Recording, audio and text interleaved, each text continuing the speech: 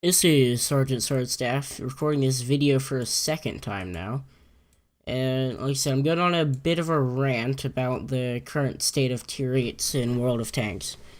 So currently, playing a non-preferential matchmaking or +1 -1 matchmaking tier 8, basically any new premium or any standard tank in the tech tree. A few of the older premiums I have still get preferential. But basically, right now, an E50M is probably the average medium tank rather than a tier 8 like it should be. This is probably one of the most common tanks I've had to fight in my Pershing, which is a tier 8.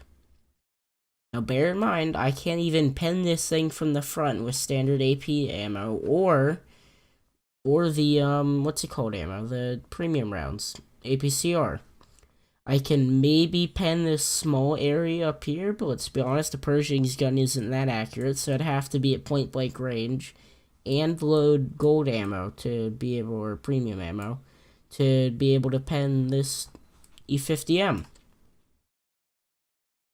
So, I mean, right now, just playing tier 8s is in a very annoying state.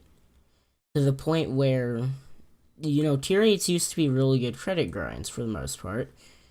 To grind money and get stuff. But now, I'm stuck in a Pershing, a tier 8 medium tank, mind you. Again, I've said that multiple times or whatever, but a tier 8 medium tank having to go up against an E50M, which I can't pen for the front, and even its weak spots I can't pen. And you might ask about these blue things. Oh, no, because they don't actually exist. Unless they're shooting at this angle. And they're only 100 millimeters. But even if I shoot it like this, coming straight on, like, I mean, there's like that tiny sliver where it's 60. I don't know why it does that, but basically, let's be honest, my chances of hitting that are basically nil unless he face hugs me. So, my options are to go side, which this player would have to be really stupid to let me get around to his side, and even if I did, he's gonna take this whopping gun he has. He's gonna take this whopping gun he has and go shoot me with it. Which is, it's a tier 10 gun on a tier 8 tank. Or a tier 10 gun shooting a tier 8 tank, which brings me to another thing. Tier 8s do not have enough health, even if I did get a chance to flank him. If this guy's on full health, I do not have enough. I mean, I do not have enough health on my tank to be able to kill him and still take shots with him. So, I mean, it's kind of stupid right now how right now, basically, the average tier 8 match you get into is against tier 10s. And I actually have statistics on this.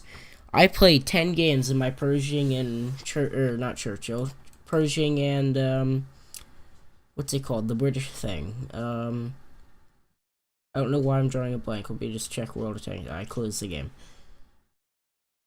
Pershing and Centurion 1. That's it, or whatever. And 7 of them, I was bottom tier in a tier 8 game, or a tier 10 game. So 7 out of 10 of those, I was bottom tier in a tier 8 game. Or in a tier 10 game, my bad. And then the other 3, I can't even say I was top tier. I was still technically bottom tier, but I was just going against tier 9s, which is actually a relatively fair fight, because tier 9s are still better than tier 8s like they're supposed to be. But tier 8 tanks are actually capable of somewhat effectively fighting tier 10s. If a good player, or a good player is capable of fighting a tier 10, or tier 9 and tier 8, my bad, not tier, or whatever.